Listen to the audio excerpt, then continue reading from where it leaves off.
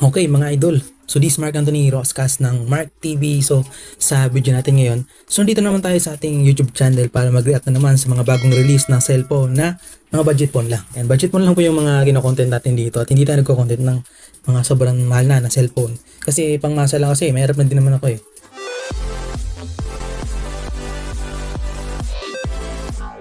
Yan. So yan, pag sinabing sulit na cellphone, mga around, mataas yung specs, sa murang presyo. Ang target natin mga specs mga presyo dito mga 10,000 pababa kung budget phone talaga.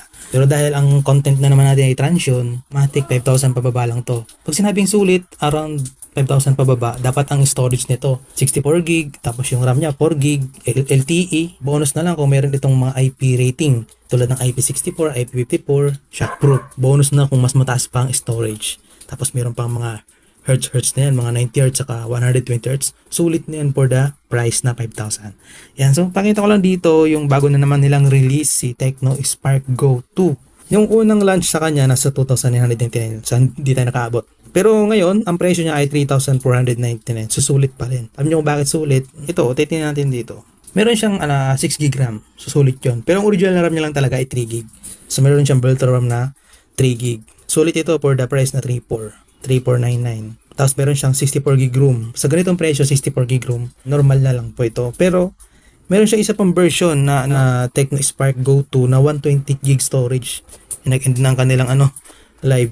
So, dalawang version po ito, meron silang 128GB. So, kung bibili kayo, doon na lang kayo sa 128GB. Magkano naman yung presyo nun? 3,699. So, lang, 200 lang ang pinagkaiba nila, 200 pesos lang. So, doon na lang kayo sa mas mataas ng storage. Sulit for the price. Tapos ano pa ba ang nandito? Meron siyang 120 Hz, so mabilis to sa social media. Kaya pag nag-browse kayo, mabilis siya. Smooth yun. Meron siyang IP64 na water and dust resistant. Sulit. May drop resistant. So, uso na to sa mga budget phone ngayon ha.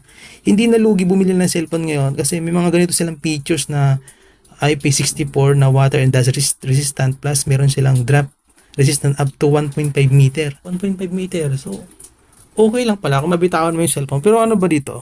Wala naka-indicate ko ano yung... Kasi meron kasing case na phone na meron siyang 1.5 meter na drop resistant kung likod lang ang babagsak. O di kaya yung ganito, yung kanto lang. Yan. Ang masama niyan kung yung camera yung bumagsak, baka basag yung lens. So ingatan nyo pa rin, huwag nyo sadyang bagsak. Baka mag-experiment na naman. Huwag kayong mag-experiment. 5,000 mAh per battery, so normal na yun ngayon ha. 15 watts fast charge, so normal. So, ang pinaka-hype lang talaga dito sa phone na to, pag sa ganitong presyo na sulit, ay yung 120 Hz niya. Tapos yung drop resistant na 1.5 meter. Tapos yung IP64 na water and dust resistant. Yan. Sulit ito for the price na 3,499, so 3,500. Yan. So, ilan na ba ang bumili nito? May customer review, 37 na yung customer review. Lahat 5 star. Yan, no? Yan, so check nyo na lang din. Check natin yung mga pinipictures pa niyang iba dito. May nakita pa ako dito eh. 13MP main camera, tapos 8 megapixel ang front camera. Meron siyang DTS. Karamihan naman sa mga Transsion na cellphone tulad ng Tecno, Infinix, saka Itel. Meron silang DTS. Kahit yung ZTE meron din eh. Maganda kasi sa DTS na features ng cellphone, sa audio po yan, maganda ang tunog ng cellphone pag ganyan. Meron silang tinatawag na pre-link. Pre-link. Ano ba itong pre-link na to? Without signal. Sabi dito, kahit wala kang signal, makakapag-chat ka. So, gamitin natin ang Google Lens. Gemini. So, sabi dito, the Tecno Spark Go 2 has featured called Pre-Link app. Meron siyang tinatawag na Pre-Link app that allow user to communicate without cellular signal. Ibig sabihin, kahit walang signal yung cellphone mo na Tecno Spark Go 2 sa location na pinuntahan mo, pwede ka bang makipag-communicate. Di ko lang kung chat or call to. However, it's important to know that may limitation lang pala. Sa mga Tecno device lang wala pwede mag-connect. Hindi ka makapag-connect sa Samsung, Itel, Infinix. So, Tecno lang. Tecno, mga Spark Go series at saka Uba series. Hindi siya talaga full na pre.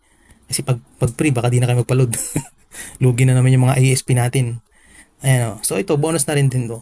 Meron siyang 4.5G na internet signal. Okay siya kung malakas ang signal sa inyo ng mga ISP ninyo, Smart Globe, dito kasi location namin, mahina dito ang mga signal. Bagong lipat kasi kami dito eh. So, meron siyang infrared, pwede kayo mag-control ng mga TV. Infrared control. remote control. Ayan, sulit siya for the price kasi marami siyang features. Okay, pero sa totoo lang talaga, bago ko talaga to ginawa tong video na to. So, binasa ko muna yung specs niya. Yan, tapos nung nakita kong okay siya, yan, pinicharge ko na lang din. Kasi, alangan mag-features ako sa inyo ng pangit na device. Siyempre, doon na tayo sa, positive. Okay, so yun lang.